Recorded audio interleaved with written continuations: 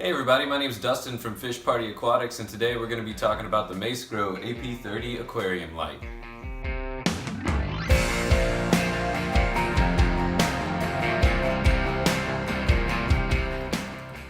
This is a 15-gallon nano reef tank, and the first thing I'd like to point out about this video today is that this light should definitely be hung and not placed on top of the tank as you see it here. We just got this one out of the box and are just doing a little video to show you how to use the controls on the light.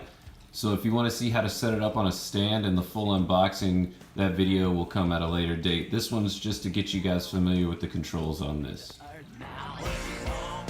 Now we want to get into talking about the appearance of this light. So the first thing I noticed about this light is that it's very bright. I have it operating at about 40% right now. And as you can see, it's very bright. The corals all like it, and that is quite enough to illuminate all the things in the tank. This is a very intense light, so you're going to want to make sure that you acclimate it to your tank.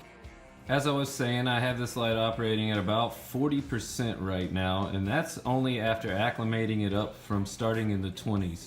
Across the world, focus on ya. Light you up, shine like a pearl. Feeling something like a revolution. I just want to make a contribution. Alright, let's get into some of the controls of this light. This light will go into like a sleep mode while nothing's around it. It is still working, it is still on. It is still on the timer function that it has, and all you do to wake it up out of this sleep mode is you're just going to come press OK, and as you can see, the little screen will illuminate there. To bring up the menu, we just hit the OK button, and that brings up our numerical menu here. Running down, we have brightness, power on and off, night mode, dimmer, timer, and system. We'll go through each one of these to make sure you guys have a feel for it. So as you can see on our menu, number one is brightness. And if we select it, it's just going to show you all of your channels. And these are each individual spectrum channels on the light. They're going to show you what they're at based on percentages. Right now, this light is operating at 40% on all spectrums. The number two setting on the menu is power on and off. This one's pretty self-explanatory. To switch between each of the options, you're just gonna hit plus or minus, and that will take you to power off. As you can see, that shuts down the light. It's great if you're doing a tank blackout or something like that. You don't have to unplug the light or do any of that. And if you want it back on, you just select on from the menu and hit OK, and it goes right back to your timer mode. Number three is night mode. It's the same, just a little switch to go between on and off there with the plus minus. And if you turn it on, the whole light goes into a blue night mode.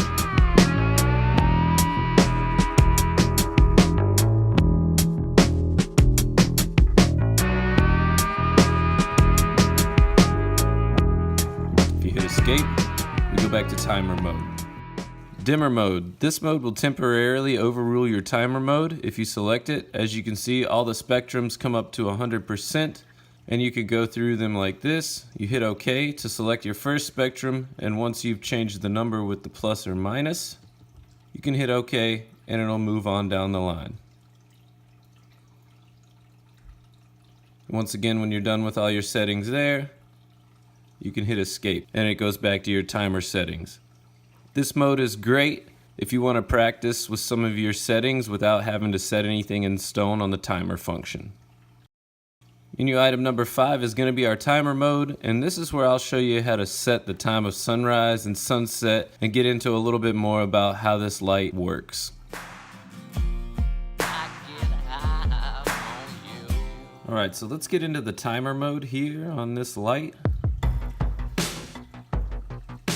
As you can see, our options on the timer menu are sunrise time, sunset time, sunlight, moonlight, and time preview. So sunlight and moonlight are where you're going to set your settings for what you want it to be like in the daytime and the nighttime. And sunrise time and sunset time are how you're going to set your times to go between these two settings. This light only has two settings, one for sunrise, one for sunset. Then you can also choose your settings for sunlight and moonlight. So for sunrise time, we're going to select OK. And as you can see, it gives you the option to change the times on the clocks here. It does work on a 24-hour time schedule. So the morning time is going to be in the lower digits, and you'll have to go all the way up through the 24-hour digits to figure out your evening times. And as you can see, I just hit OK here to go through and select which one I want to select. And if I want to change the time at all, I use the plus and minus keys. Hit escape when you're done. Moving down the list to sunset time, it's exactly the same. Set your time when you want your sunset to start and then when you want it to end. And these settings will be full moonlight settings. Once again, you can move up and down with the plus and minus keys and hit escape when you're done. The sunlight function tells you what your spectrums are all going to be set at during the time of day that your timer is set to be on sunlight. You hit OK to select the first one. You can move the percentage up or down with the plus and minus keys, and then hit OK when you're done to move on to the next one. These spectrums are outlined in your user guide, and they do a pretty good job of making sure that the correct colors are on the correct letters. Go ahead and hit escape when you're done. And it's the same thing for the moonlight settings. As you can see, I've taken some of the spectrums out for moonlight because I want to let my corals relax and soak up some of those blues in there during sunset. And if you want to go to time preview, it'll just give you a 5-minute demonstration of your full timer settings. As you go through, it'll start and it'll condense 24 hours down to 5 minutes and show you what your full light cycle will look like. Hit escape at any time to go back out to your timer settings. Now once your timer settings are set, you've previewed it, you like it, you hit escape, and your light automatically operates on that timer setting, and that is the default setting. If we go down to system options, you can see the time that it is. You'll have to set that time just like all the other ones using the plus and minus keys, your date, all of that. It keeps pretty good track of all this stuff, and it works. Load default, if you hit OK and load the default there, that just puts it back on the default setting that the light came with out of the box. The temperature is going to tell you the internal temperature of the light and at what speed the fan is currently operating. You don't want these to get too out of control. The pilot light setting is just the light on the front here that tells you whether or not it's on or off. There's a simple toggle on that as well. Language, I'm not sure if they offer this light in any other languages yet, but I have it in English. And the version of the software is 1.1. The standby time is how long you want the LEDs to stay on before the display goes into the sleep mode that I was talking about. We have it set to 30 minutes right now. And your OLED brightness is just the brightness of your LED screen on the light itself. You can hit escape to get back out to the main menu.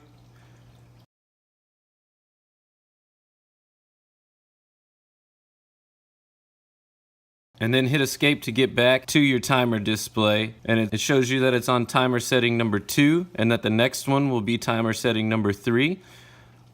It catalogs these as timer settings 1 being your sunrise start, timer setting 2 as being your sunrise end, so you'll be at full sunlight, timer setting 3 at your sunset start, and timer setting 4 at your sunset end, so you'll be at full moonlight.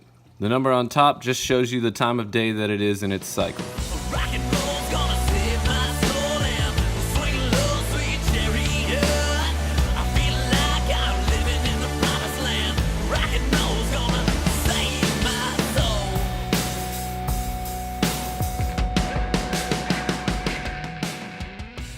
This light has a 24-inch by 24-inch coverage area, and from what I know about it, is great for nano tanks 20 gallons and under. If you want to use it on a bigger tank, that's certainly possible. The light is intense enough, it's definitely bright enough. You just probably want to go with 2 or more for an adequate coverage area.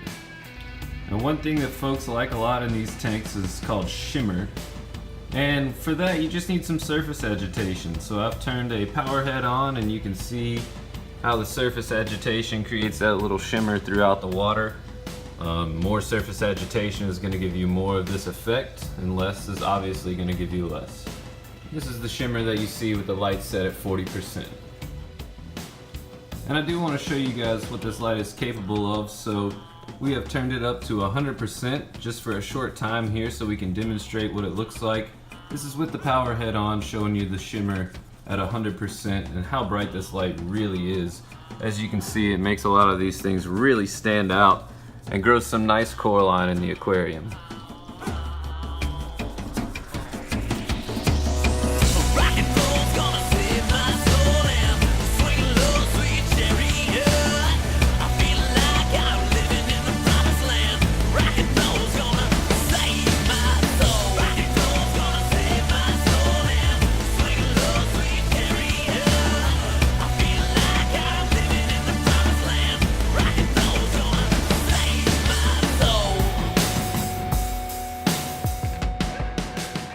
So here's the light operating at 100% with the power head on to give you the shimmer effect. This is just an example of what this light is capable of, but we want to make sure that we acclimate everything in our tank up to this level of lighting. If you don't, it can cause great stress levels for all the inhabitants. Some of your corals really might not like it. Like I said, we're only at 40% right now, and we're still working up to this range. So that's a little more about how to operate the MaceGrow AP30 aquarium light. We hope you guys enjoyed the video, and if you do like what you see, please follow us on Facebook and Instagram at Fish Party Aquatics.